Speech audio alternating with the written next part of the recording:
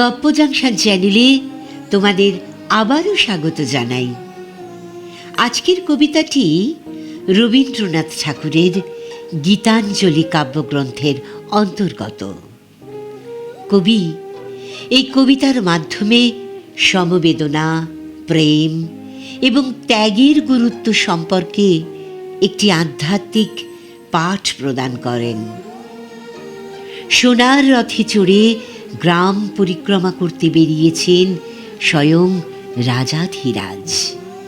হঠাৎই তিনি এক ভিক্ষুককে দেখে তার স্বর্ণরথ থামিয়ে নেমে এলেন। রাজাধিরাজ এবং ভিক্ষুক, এই দুজনের কথোপকথনই হল আমাদের আজকের উপস্থাপনা। রবীন্দ্রনাথ ঠাকুর রচিত কৃপণ।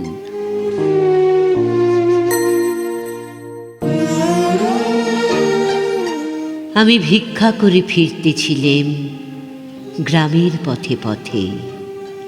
তুমি তখন চলেছিলে তোমার স্বর্ণরথে।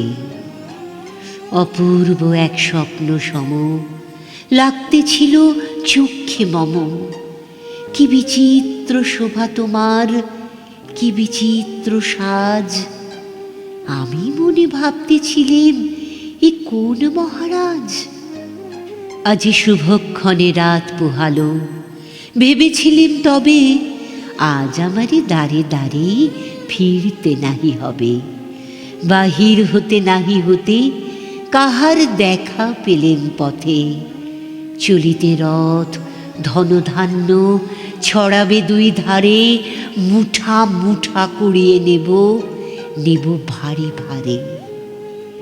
দেখি সহসা রথ থেমে গেল আমার কাছে এসে। আমার মুখপানে চেয়ে নামলে তুমি হেসে।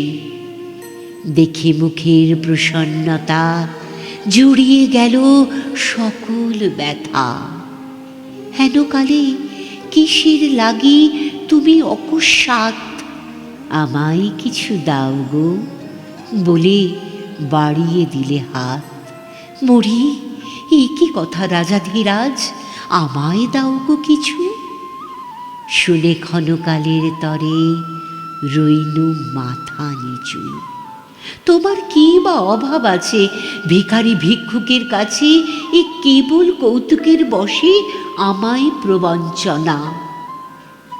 ঝুলি হতে দিলেন তুলে একটি ছোট কণা। যাবে পাত্রখানি ঘরে এনে উজাড় করি। এ কি, ভিক্ষা মাঝে একটি ছোট সোনার কণা দেখি। দিলেন যা রাজ ভিখারি রে, স্বর্ণ হয়ে এলো ফিরে। তখন কাঁদি চোখের জলে দুটি নয়ন ভরে। তোমায় কেন দিইনি আমার সকল শূন্য করে।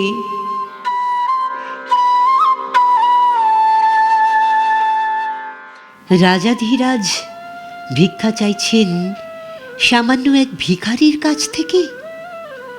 আসলে রাজাধিরাজ বলতে কবি এখানে স্বয়ং ঈশ্বরকে বুঝিয়েছেন। মানুষ যদি নিজেকে ঈশ্বরের কাছে সমর্পণ করতে না পারে, তাহলে ঈশ্বরের নিকট তার প্রত্যাশাও সম্পূর্ণ হবে না। তোমাদের কাছে আমাদের একটাই প্রত্যাশা, চ্যানেলটাকে সাবস্ক্রাইব করো আর ভিডিওটা সবার সাথে শেয়ার করো। তাহলে আজকের মতো এইটুকুই। ফেরত আসছি আগামী সপ্তাহে।